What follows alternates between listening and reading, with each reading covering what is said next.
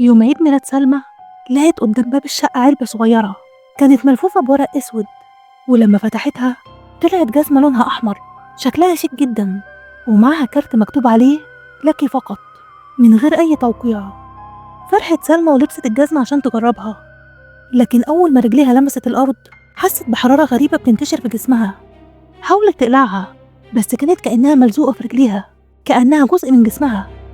وفجأة سمعت همسة خافتة جاية من وراها: دلوقتي بس بقيتي ملكي. بصت على المراية وما صدقتش عيونها من اللي شافته.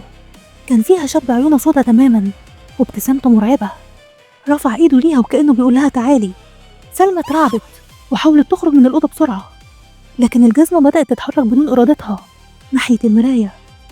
حاولت تبعد رجليها لكن غصب عنها فضلت تمشي لوحدها، ولما قربت من المراية ايديها اترفعت غصب عنها والوش المرعب مسكها وصرخاتها ملت الأوضة.